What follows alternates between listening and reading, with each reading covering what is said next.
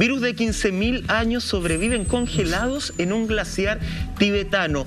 Los científicos dicen, Salfate, que esto podría ayudar a entender un poco, a comprender la evolución justamente de estos virus a lo largo de los siglos. Esa es como la visión científica que le dan justamente a empezar a estudiar esto. Sí, ahora, a ver, aquí se descubrieron dos cosas, dicho sea de paso. Uno, lo que siempre más o menos sabíamos, y que esto también se ha encontrado cierta vida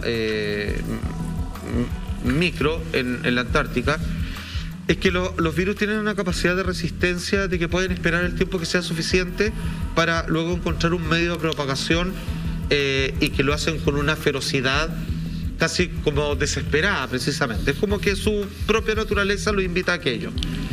Y el problema es que la gente se está preguntando que, a propósito del cambio climático, como está en los sectores donde antes habían hielos eternos, un proceso de descongelamiento acelerado, es decir, el sistema de permafrost, cierto, natural que se da ahí, o el de hielo, lisa y llanamente, podría comenzar a liberar estas verdaderas granadas, digamos, de la naturaleza, estas bombas de tiempo, que podrían comenzar a propagarse y con insospechadas fatalidades dentro del ser humano. ¿Por qué? Porque lo que dice esta revista de estudio, que se llama Microbiome, es que pareciera que existe un equilibrio constante entre lo que ataca y lo que se defiende. O sea, hay como una especie de suministro de oferta y demanda entre aquello que es peligroso para algo y que tiene el tiempo suficiente para desarrollar algún sistema de inmunidad. Cuando metes un agente extraño, ya sea hecho por laboratorio o algo que está fuera de las vitrinas, como este bicho de hace 15.000 años, podría quizás encontrarse con un campo abierto en donde todo lo que alguna vez pudo controlarlo ya no existe. Claro. Entonces partimos absolutamente de decir, mira, quizás re malo el ejemplo, pero si de repente volvieran a salir todos los dinosaurios, probablemente estaríamos en una fase de extinción masiva los seres humanos, porque serían animales difíciles de atrapar y controlar, y seríamos su comida, pues, digamos. O sea, voy al ejemplo solo por las diferencias de tiempo, nada más. Sí, a mí me parece que hay un hambre estudio de parte de la ciencia, sin duda. Y me parece que es muy válido. Sí. Pero no sabe lo que te está enfrentando. Y me parece por plata. ¿Eh? Claro, pero me parece que al no saber lo que te enfrentas y las consecuencias que eso puede traer, es ahí donde radica el problema. Yo de verdad creo que nos vamos a enfrentar a muchas más cosas hacia adelante. Y te voy a decir más. Nosotros, como hombres, seres humanos, para no ponerle ningún tipo de género, no somos un animal que ha ido evolucionando en el tiempo, sino que al revés, somos un animal que va involucionando. Porque hoy día, por ejemplo, nosotros, no sé, necesitas ocupar zapatillas, no puedes caminar en un pedrerío descalzo. Sí. Se deshumaniza. Te has ido siendo más blando. Incluso los alimentos que consumimos, en muchos casos por la industrialización, nos provocan algún tipo de enfermedades que terminan siendo mortales. Entonces somos mucho más débiles. Y me parece que la presencia de este tipo de virus y posibles enfermedades nos toman un momento, por decirlo así, con las defensas muy bajas. Nosotros como seres humanos, actualmente como raza, somos débiles, no somos fuertes. Y me parece que ahí hay un punto muy importante. Vulnerables. No sé si el COVID hace no sé cuántos años atrás, o con otro tipo de generación distinta, hubiese tenido el mismo impacto. Hay algunos naturalistas que dicen que lo normal es que nos muramos como una selección natural, y que toda la intervención médica, la cual muchos agradecemos, finalmente lo que hemos hecho es alterar el orden de las cosas y hacer vivir algo que debió haber estado muerto hace 20 años, por ejemplo. Ahora, hablando con una persona que se salvó de una peste. Lo que dice Lama es súper interesante, porque pasó un efecto en muchas personas, que el año pasado es cuando nosotros vivimos el encierro un poquito más real. De algún modo, cuarentenas un poco más fuertes, por lo menos acá en nuestro país. Cuando todavía hacíamos casa. Todos en la casa en el invierno, nadie se resfrió, ¿cierto? Porque estaba ahí en la casa, así que salí por urgencia con la mascarilla. Te lavé las manos cada rato. Pasó cuando empezó el desconfinamiento. Empezamos a salir, la gente salió con menos defensa, porque como que el cuerpo entra en un estado como de relajo, no tiene con qué batallar, la gente se empezó a resfriar mucho más. Es lo que le pasa a los niños sumamente cuidados, se enferman más. Claro, como ese niño de no toque tierra y qué sé yo. Ahora, tú decías de lo importante que es que la ciencia estudie. Y a mí también me parece que es súper importante, no sé si lo compartís, Monty, es súper necesario, pero sí hay algo que me genera ruido.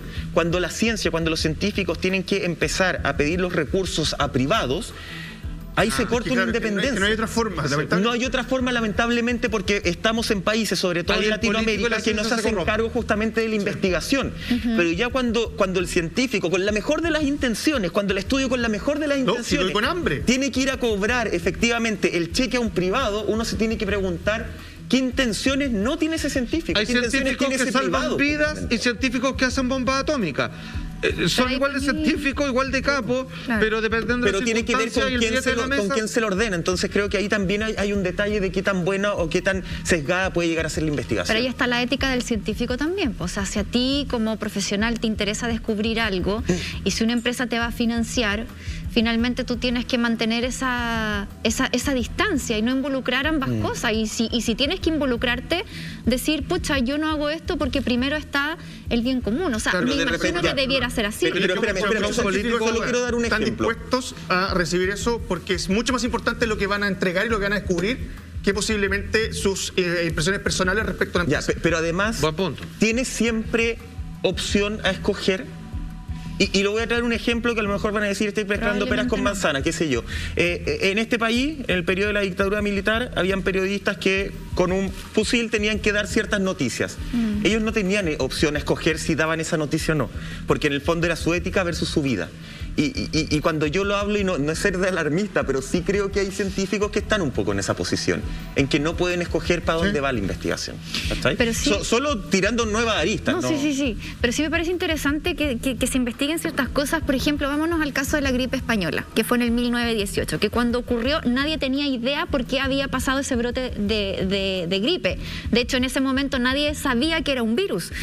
Entonces, al final, imagínate, 80 años después recién se logra secuenciar parte de la secuencia de ese virus, producto de una investigación que hicieron unos profesores de la Universidad de Iowa en Estados Unidos, en donde fueron a Alaska, en donde en esa época sí se reportaron casos también en Alaska, y quedaron unos cadáveres congelados, ¿cierto?, en unas fosas comunes debajo de este permafrost, y estos profesores científicos dicen, queremos hacer esta investigación. En el año 50 ellos dicen, queremos ir a desenterrar estos cadáveres, consiguieron todos los permisos ahí de las autoridades en Estados Unidos, se fueron a Alaska, perforaron, sacaron los cadáveres, tomaron muestras de sus pulmones y con esas muestras se los llevaron y trataron en esa época, en los años 50, de hacer todo lo que pudieran hacer en ese momento con los recursos que tenían para poder saber qué le había pasado a la gente hace 30 años atrás, y en ese momento no pudieron porque no tenían los recursos ni la tecnología, y no fue hasta el año 97 cuando se publica en la revista Science recién esta secuencia genómica en parte para poder decir, ¿sabes qué? ¿Sabes qué fue lo que pasó en el 1918? Fue un virus llamado AH1N1. Imagínate lo importante que fue descubrir en el año 97 lo que pasó hace 80 años atrás, que hoy día nos permite tener ciertas precauciones para que eso no vuelva a pasar en nuestro país, por lo menos con ese virus. Lo que pasa es que el mundo científico igual está podrido, entonces, digamos, es como los políticos. Claro, o sea, entonces, a mí me toca ver, hablando con científicos, de cómo sus aportes algunos no se escuchan o no se dan porque hay imposiciones dogmáticas por los grandes negocios que los respaldan. Claro. O sea, ¿quién no conoce un médico de confianza que en estos momentos se tiene que quedar callado con un montón de cosas? Había una agrupación de doctores, ¿no? Médicos por la Paz, creo que se llamaba. Médicos por la verdad, parece, ¿no? Claro, pero eso es un poquito extremo. Está con Musab, que es bien serio, por ejemplo, está este famoso bioquímico mexicano que se ha llenado de premios. Y aquí dice que están todos los postulados, ya están, aquí están todas las demostraciones de distintas cosas a lo largo de su carrera, y obviamente se lo paran en seco. Y son el grupo que comprende eso son 3.000. Hay dos representantes chilenos, son 3.000, y cada uno son